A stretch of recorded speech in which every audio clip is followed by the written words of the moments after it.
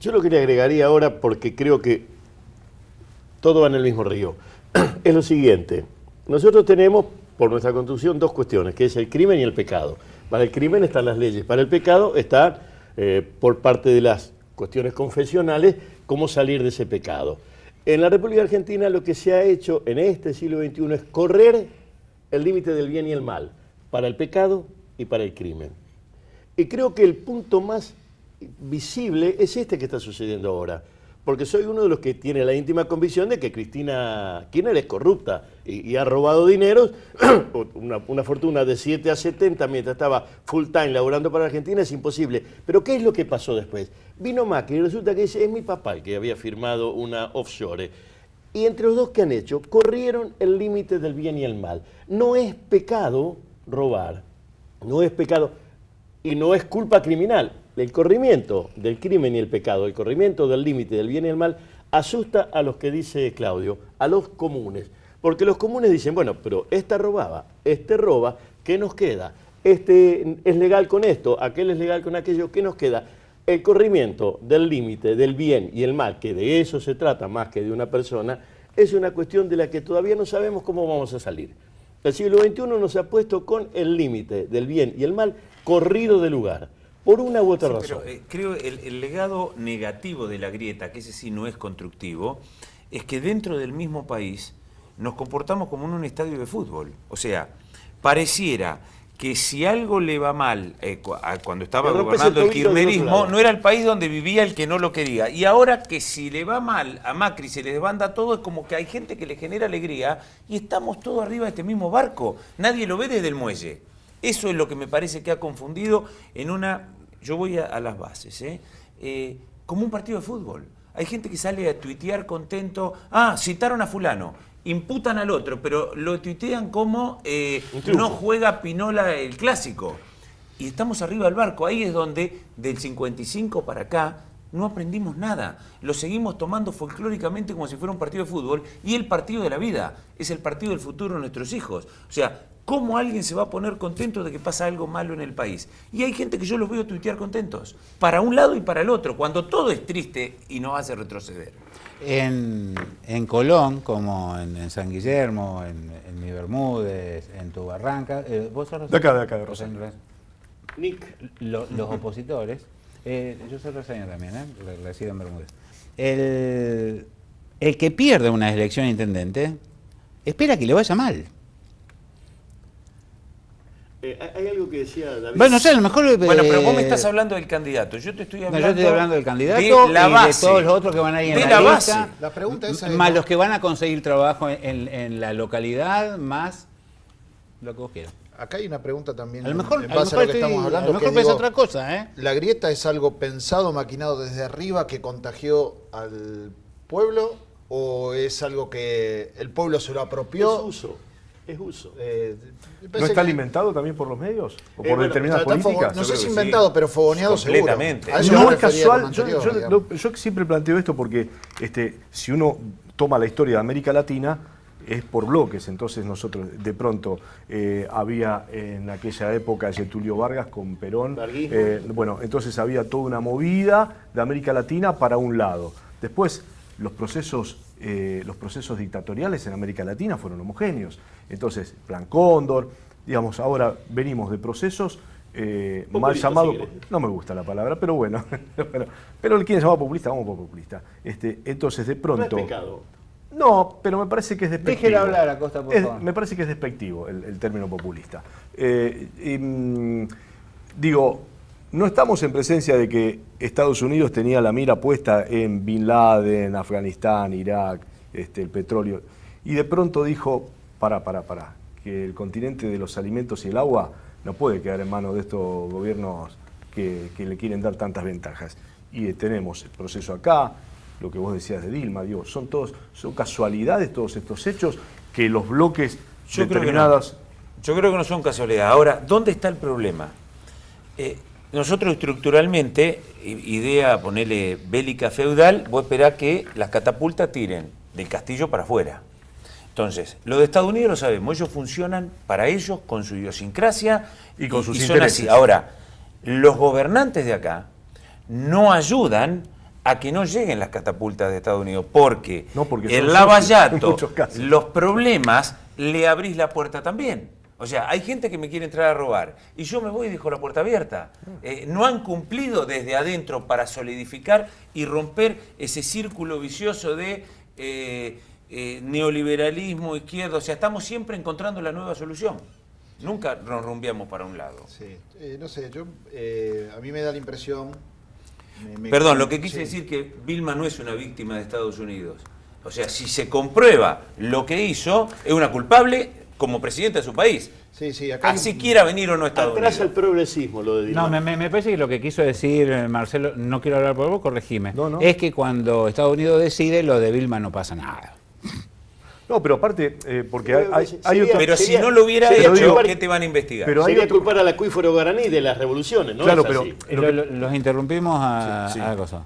No, yo digo, en general hablando sobre lo de la grieta, a mí me deja mucho que desear si lo que pasó hasta ahora, la conducta de la dirigencia en general. Digo, por los que estaban en el gobierno como los que estaban enfrente. Es decir, me parece que contribuyeron mucho a profundizar las diferencias.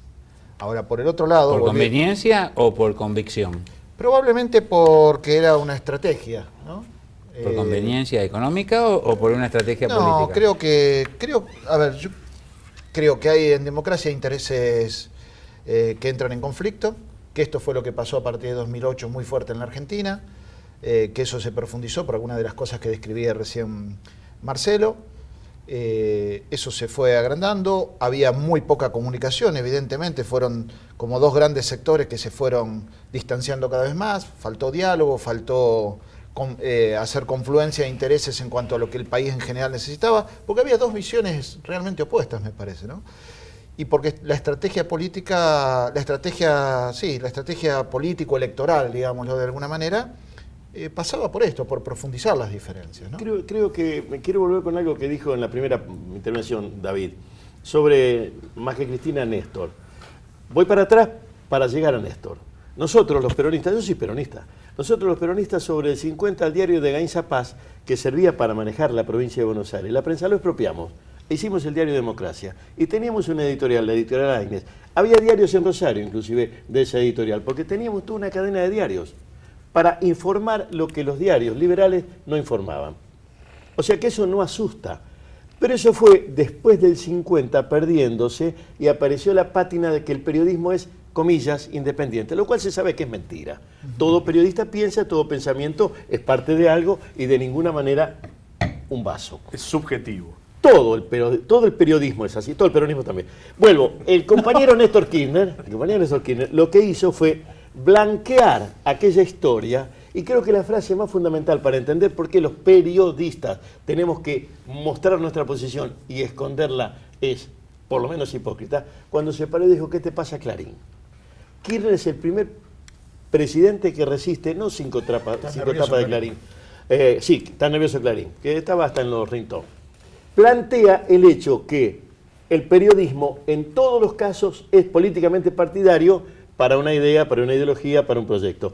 Y él lo plantea claramente en un discurso público. Restituye aquello que hizo Perón, decía, no me gusta la prensa, está contra mí, vamos a intervenirla porque te pin, que pute pam, y se armó la historia. Y bueno, eso es aceptar que el periodismo, de eso estamos hablando, es parte, no de una grieta, pero sí de una división, de una pelea donde, querramos o no, estamos jugando. ¿No visibilizó una historia? Claro, no, la no pregunta es si estaba visibilizó, discutiendo con el periodismo digamos, o con una empresa. lo que Bueno, yo pero creo- lo blanqueó. Yo usé pero- la palabra, lo blanqueó. pero- El problema de eso Clarín, de Néstor, No, de todos era- los medios, pero- El problema de Néstor era más, me parece, los intereses que estaban en discusión en esa instancia, ¿no? Sí, Pero yo no por blanquea- Facebook dirían esto, discúlpame Marcelo, estamos hablando siempre con la idea de la contestación en Facebook dentro de la grieta, ¿no? De alguien que agreda a otro. No es mi intención. Estoy imaginando que alguien que no piensa como el kirchnerismo hubiera dicho, che, si estaba tan en contra, ¿por qué le firmó la fusión de Cablevisión y Multicanal? Ujú, sí. Es que yo lo que reivindico es que No, pero puso eso no en es superficie, concreto, puso en superficie No, que pero el yo periodismo recuerdo tiene el posición. primer año y medio de gobierno de Néstor Kirchner, Clarín fue muy afín al gobierno. hasta 2007. Y un poquito lo que más, sí, lo- 4. La el caída de problema- Dualde con la tapa de Costec y Santillán de Clarín. Bueno, pero lo que visibiliza. Blanquea Néstor, ese hecho. No, pero blanquea que en la Argentina los gobiernos eran títeres de las corporaciones. No sé si títeres. Que un día subían el dólar, bajaban el dólar, blanqueaban o estatizaban la deuda privada. Lo vivió Alfonsín, lo vivió después Menem, lo vivió de la Rúa. Le manejaban los gobiernos, como cuando se le sentó Escribano a Néstor y le dijo: si vas a hacer todo esto vas a ser el nene mimado de la prensa, de la prensa en general, y no vas a tener ningún problema. Bueno, le respondió igual que le respondió Perón a Sí, Braden. yo no quisiera sentarme a conversar de la política de Kirchner, sino de la política del periodismo. Lo que hizo Néstor es blanqueó el hecho que los periodistas y los medios tienen posición política, económica, social Claro. tomada. Y de allí en adelante nadie pudo decir: yo estoy acá como el arcángel San Gabriel. No, porque aún el arcángel San Gabriel tiene posición a favor de Dios y contra el infierno. Entonces, se acabó la mentira de soy independiente. Eso es lo bueno, porque de allí en adelante ninguno de nosotros puede decir, ni siquiera Andrés Sacone, natural de esta región, puede decir: yo soy independiente. Cada uno tiene posición. Bueno, Y hay está que- claro hay que que está decir bien. que- Yo estoy contento que eso suceda. Hay que decir que aceptaron el desafío los que estaban Sí, enfrente, ¿no? el problema Sí. es cuando se estaliniza y se supone, porque está bien defender la idea, y la vuelco y que se blanqueen las posiciones, pero el problema es cuando se trata de instalar que en un lado está el bien y en el otro lado está el mal. En un lado hay una idea y en el otro lado hay otra idea. Y hay gente que piensa que esto está bien y gente que piensa que esto está mal. Tratemos de debatirlo para que esta se imponga a esta, porque impone su razón, o convivamos. Pero contra el bien y el mal, ahí nacen los enemigos. Ahí volvemos al cauce de la grieta, digamos, Claro, ¿no? Porque esa es la grieta. digo, todos creo que hemos participado en estos años de alguna mesa familiar o de amigos donde terminamos puteándonos. Sin duda. Yo conozco casos de algunos amigos que nos han dejado de ser amigos, digamos, por discusiones en este tema. Y bueno, y uno se da cuenta también que muchas veces termina, digo, me hizo pensar en esto recién, Claudio. Uno terminó muchas veces defendiendo posiciones que, enfrascado en defender esas posiciones, no miraba las cosas con cierta... es decir, hay funcionarios del anterior gobierno y había posiciones de los que eran oposición que eran con doble estándar. En esta situación no trabajabas, eras progresista, pero en la otra, por abajo de la mesa, tenías algo... Y si vos... Lo mismo pasa con este gobierno, que no hace falta ir muy lejos. Mirás lo que decía en la campaña, lo que prometía y lo que están haciendo, algunas de las cosas que están haciendo ahora, y decís, bueno, la verdad que algunos de los que lo defendieron durante la campaña y se embanderaban, ahora violín en bolsa y Hay dos razones, pasamos a otra cosa. Hay dos razones que no deberían estar en juego, para colarme un poco con Claudio. Una de ellas es la razón de Estado.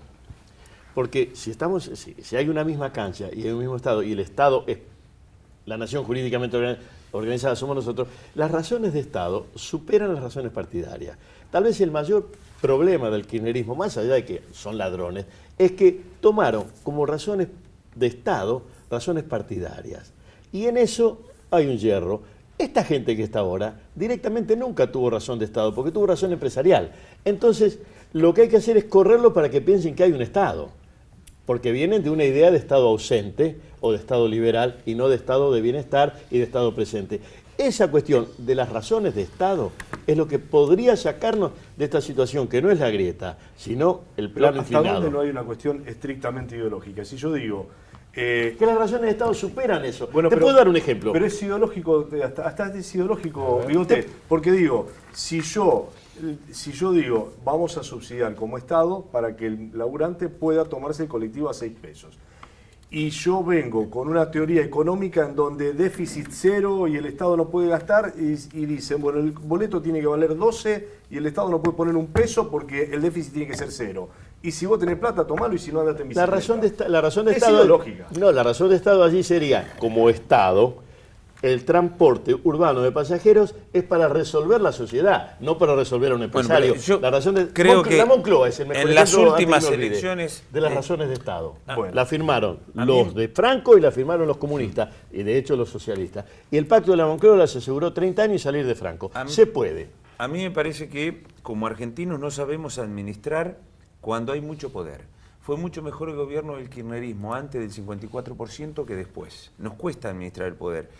Y hay una cuestión clara en este ¿Y 51... si lo de la ruta del dinero cae, es cierto? Bueno, pero quiero decirte un cachito. 51-49. A lo mejor esta paridad, decir, no tengo margen de moverme, nos puede ayudar a todos de que nadie se desbande en ese argentinismo de creer que cuando estoy en el ejercicio público las cosas son mías.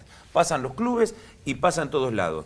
Ahora, en este 51-49, Marcelo, nadie puede sorprenderse del ajuste de Macri, porque si algo hubo en la comunicación las 2 semanas antes, que fue muy buena de parte del kirchnerismo, era, si Macri gana pasa esto, esto y esto. Y Pero la fue gente... tildado de campaña del miedo. Bueno, pero más allá de eso, no es que no fue Sí, es la Menem criticación, diciendo pero si se decía ayuda. lo que iba a hacer no me votaba nadie. No, pero también hubo campaña del miedo en Rosario y en Santa Fe. Ahora hacemos un corte, chicos. Porque como se lo castigó a Delcel ante el peligro que gane la elección y sea gobernador, las cosas que se dijeron no se dijeron jamás contra ningún candidato en condiciones de ganar efectivamente. En Rosario hubo un 6-7-8 contra Delcel. Bueno, le escribo un libro. Estamos en el primer tramo. Gracias, Tincho, disculpen. Lewandowski, Acosta, Giglioni, Narciso, hoy no nos acompañan y hacen el programa porque periodistas hablan de las cosas que se hablan. Ya volvemos.